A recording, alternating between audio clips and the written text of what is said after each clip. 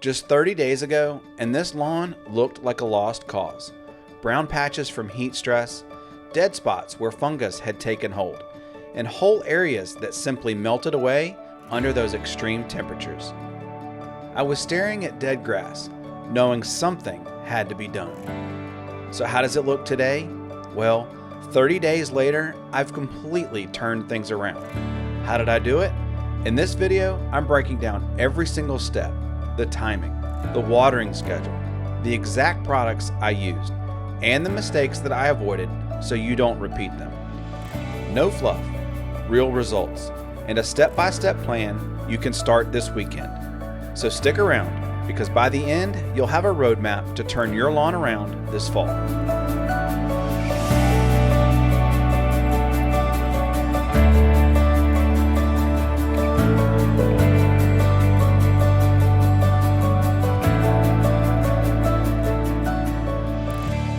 First things first, like any project, success, it starts with preparation. Timing is crucial here. I paid close attention to the weather and I watched my soil temperatures. I waited until the soil temps had settled around 65 degrees, with daytime highs in the low 80s and cool nights in the 50s. That's the sweet spot for seed to take off. The day before aerating, I dropped my mower down a couple notches to give the seed a better shot at reaching the soil and to give me plenty of time before needing to mow again. Then, just to be safe, I walked the lawn, I marked every sprinkler head and obstacle, because I've learned the hard way. It's better to take a few minutes now than to run over something later. The night before getting underway, I ran my sprinklers to soften the ground. You can also time this around a good rain. Either way, the goal is a workable soil. Now comes the big day. It's time to aerate. I hooked up my pull-behind aerator that I grabbed off Amazon. Nothing special here, but it did exactly what I needed. The goal is simple: pull 2 to 3 inch cores and to really open up the soil. I took my time, I made multiple passes in different directions until the soil looked like Swiss cheese. The more holes, the better. Every plug was another pathway for air, water, and nutrients to reach the roots. It may not look pretty in the moment, but this is the foundation of the entire turnaround.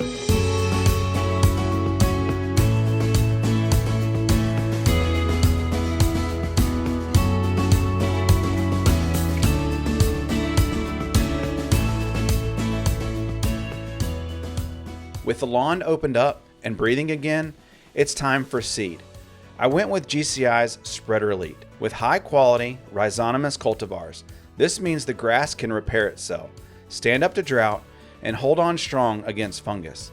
Exactly what I needed after the long summer that I had. I applied 2 to 4 pounds of grass seed per 1,000 square feet, putting an extra focus on those renovation areas and the spots that really took a beating from the heat. As I pushed the spreader across the lawn, the excitement of knowing all this hard work was going to pay off big. Once the seed was down, I needed to give it a boost to get moving, and that's where starter fertilizer comes in. I went with the Anderson's 20-27-5, a blend designed to kickstart the root growth and speed up recovery. The GCI Spreader Elite will do a great job of filling in on its own, but pairing it with the right fertilizer gives it that extra push. Think of it like handing the new grass a fuel pack on day one. Everything it needs to settle in and take off.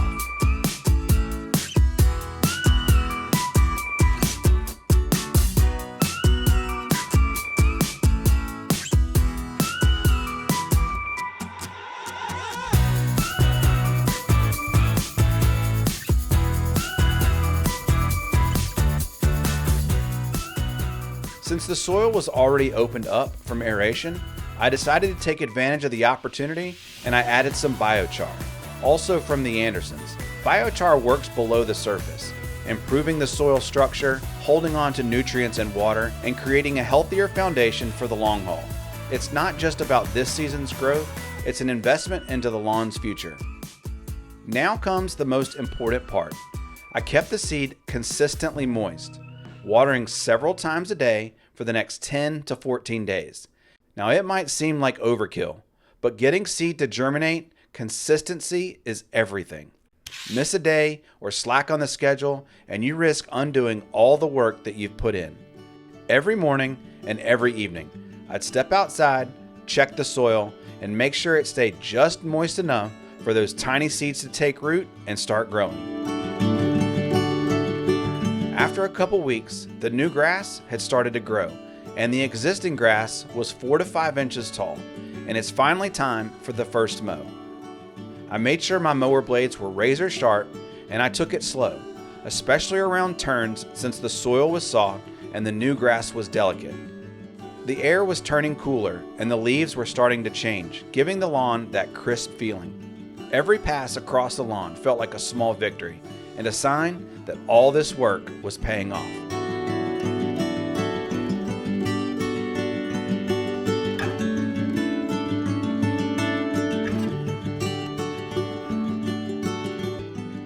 And now, 30 days later, the lawn has really come to life. The bare spots have filled in, the lawn is looking lush and ready for that next step, my fall blitz. This is where I feed the lawn with a quick release fertilizer every 30 days until the growth slows down in early winter. For this round, I'm using the Anderson's Core 12-8-12. It's packed with fast release nitrogen to keep things growing, plus micronutrients and iron to bring out that deep, rich green that you see here. Seeing this yard transform over the last month has made all the effort worth it. And this is what a true lawn comeback looks like.